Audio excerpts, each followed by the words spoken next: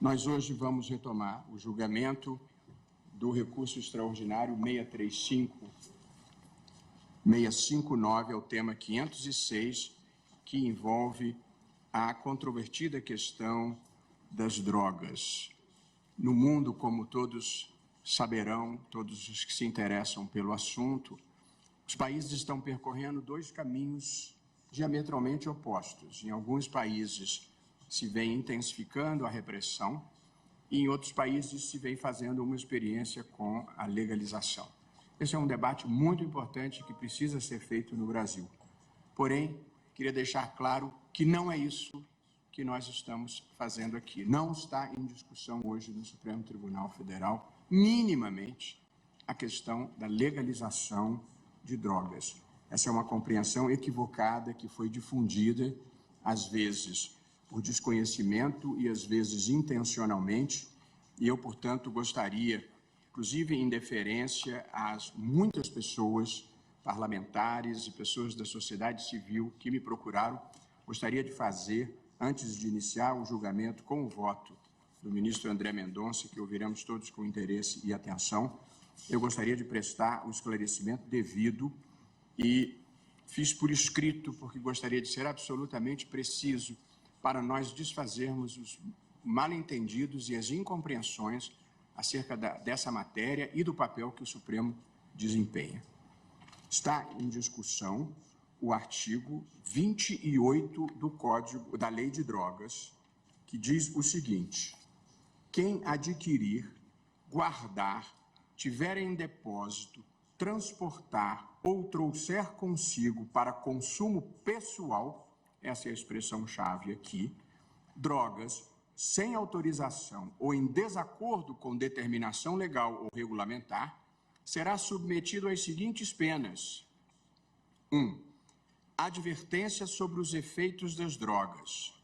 2. Prestação de serviços à comunidade. 3. Medida educativa de comparecimento a programa ou curso educativo. Isso é o que diz a lei, o artigo 28 da Lei de Drogas que nós estamos aqui discutindo. A Lei de Drogas não prevê pena de prisão para quem porte drogas para consumo pessoal. Não é o Supremo Tribunal Federal que está fazendo isso. É a própria lei aprovada de longa data pelo Congresso Nacional, uma lei que vige desde 2006.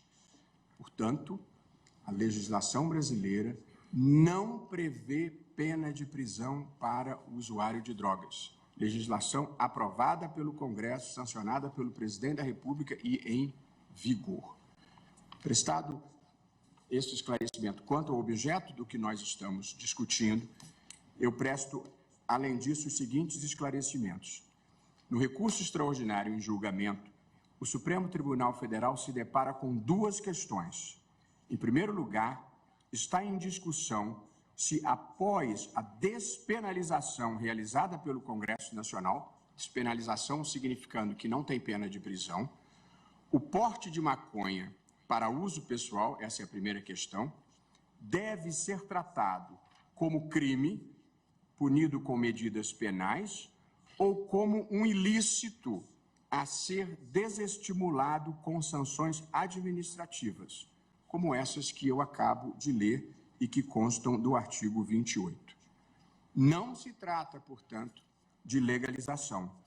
O consumo de drogas ilícitas no Brasil continuará a ser ilegal. As drogas não estão sendo nem serão liberadas no país por decisão do Supremo Tribunal Federal. Legalizar é uma definição que cabe ao Poder Legislativo e não ao Poder Judiciário. A segunda questão, e que nós todos estamos considerando como a questão central aqui, é definir um critério objetivo para auxiliar os policiais e todos os integrantes do sistema de justiça, juízes, promotores, procuradores, para auxiliar esse segmento a diferenciar o usuário do traficante. Isso porque o tráfico de drogas é crime e continua a ser crime sancionado com a pena de prisão. Mas se nós não definirmos uma quantidade de maconha, que é o caso concreto, que deve ser considerada como de uso pessoal, essa definição continuará nas mãos da autoridade policial em cada caso. Portanto, se foi despenalizado o consumo pessoal e se continua penalizado o tráfico, é preciso ter um critério que distinga uma coisa da outra. Esse filme, o filme da subsistência da não distinção clara do que é tráfico e do que é consumo, nós já assistimos e sabemos quem morre no final. O homem negro e pobre que porta 10 gramas de maconha vai ser considerado traficante e enviado para a prisão. Já o homem branco de bairro nobre, com 100 gramas da droga, será considerado usuário e liberado. Portanto, o que está em jogo aqui é evitar a aplicação desigual da lei em razão da cor e das condições sociais e econômicas do usuário. E isso é uma tarefa do Poder Judiciário. E o ministro Alexandre de Moraes, no seu voto, demonstrou empiricamente o que todos nós sabíamos intuitivamente, da diferença com que se tratam as pessoas nos bairros afluentes e nos bairros da periferia. Gostaria de acrescentar, em respeito e muita consideração às pessoas que me procuraram, sobretudo os parlamentares, que recebi ontem representantes das bancadas parlamentares evangélica e católica que registraram sua contrariedade com a legalização das drogas e pediram o adiamento do julgamento. Além de me dispor a ter novas rodadas de discussão com os parlamentares, me comprometi a desfazer, neste julgamento, a má compreensão e a desinformação sobre o tema. E cumprindo a palavra que assumi com eles, é o que eu estou fazendo agora. Portanto, esclareço que o que está sendo decidido aqui não é a liberação das drogas, não é a legalização. Droga é ruim e o tráfico de drogas deve ser combatido. Agora, a lei definiu que o usuário não vai para a prisão. Por isso, é preciso que o judiciário diga a quantidade de drogas compatível com o uso para evitar a discriminação de pretos e pobres. Portanto, é disso que nós estamos tratando aqui.